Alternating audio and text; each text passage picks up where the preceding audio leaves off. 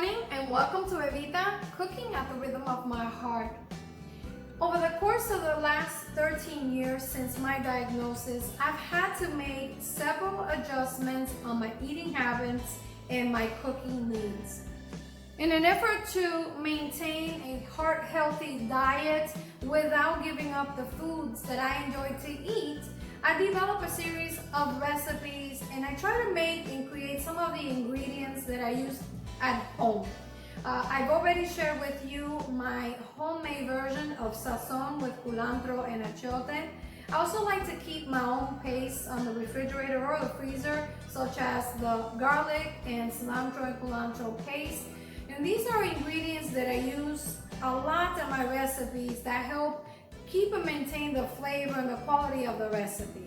So keeping that in mind, I'm gonna begin sharing with you today one of the concentrates that I use in just about all my recipes. I'm gonna take you through an easy step-by-step on how to make vegetable cubes. A good quality vegetable cube base starts with good quality vegetables, and we want to select vegetables that are nice and fresh. It also gives you the opportunity to experiment with different vegetables and add new flavors to your cooking, all in a cube. For my recipe, I'm going to be using an eggplant, and I'm not going to peel it. I'm going to use the skin and all. I'll be using some squash and zucchini, red and green bell pepper. I'm going to use a cubanelle pepper also, carrots, cabbage, cauliflower and broccoli. We're gonna need some celery, onion and garlic. And as an optional ingredient, you can add mushrooms if you like. To achieve a good quality cube or vegetable cube, we want to pay close attention to the vegetables that we use as well as the herbs and spices that we add to our mixture. And I have here an assortment of herbs that I picked from my garden this morning, and I wanted to just show you just so that you can have a rough idea of the different herbs that you can use.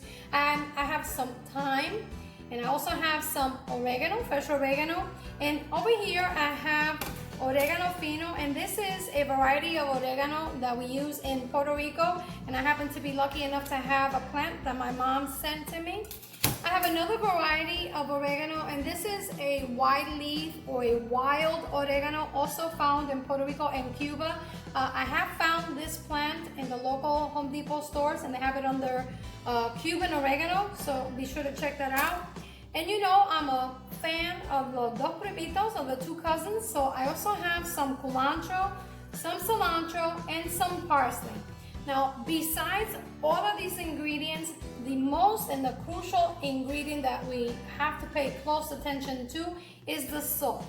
The salt is going to help preserve the cubes for a higher quality as well as achieving a good flavor cube. So we have to make sure that we use a good balance of both vegetables and a good ratio of our salt when we prepare the vegetable cubes.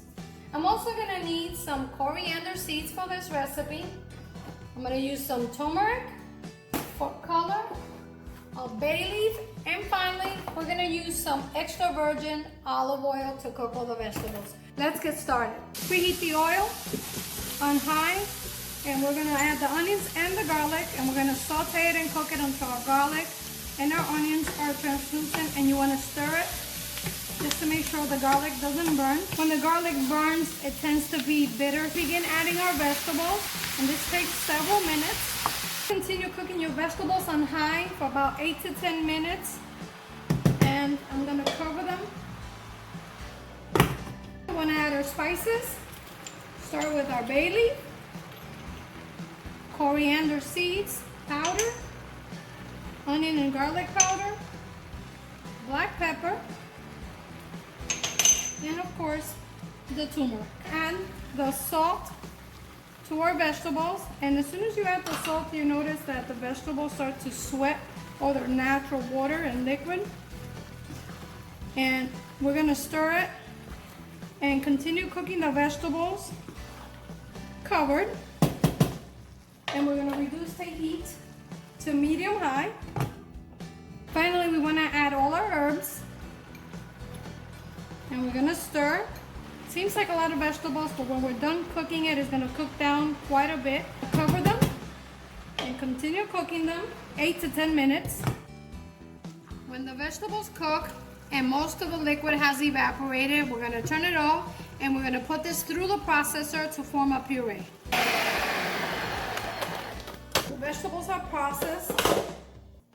You end up with a puree that looks like this, about that consistency. Bring it back to the stove so we can evaporate the rest of the water or the liquid from the vegetable. Add the oil and the vegetable puree to a pan that's preheated at medium-high, and we're gonna continue cooking until all the liquid has evaporated and form a nice concentrate of all the vegetables. Continue stirring, make sure it doesn't stick to the bottom of the pan. Once it's done, we're gonna end up with a vegetable cube concentrate, which is what we're looking for.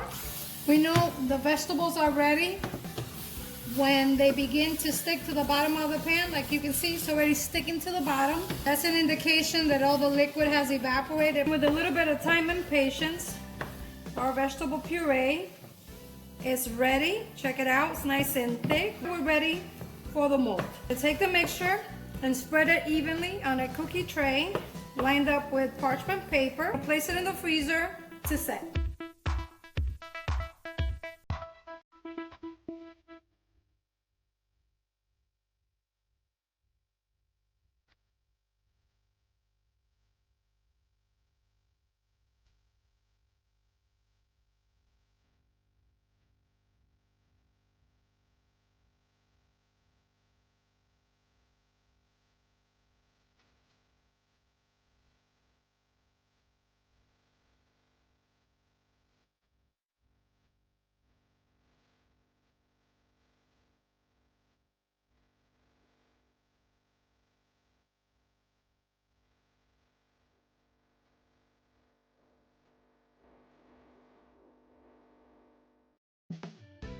The vegetable cubes turned out like this, and I'm showing you the different ways that you could store them. You could store them in bulk using a foam plate. You can cover them with some wax paper and some plastic wrap.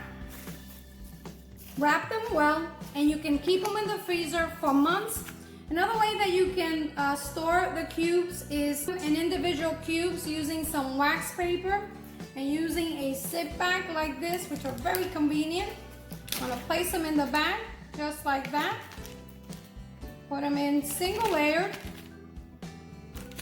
Keep them in the freezer, and again, they keep fresh for months.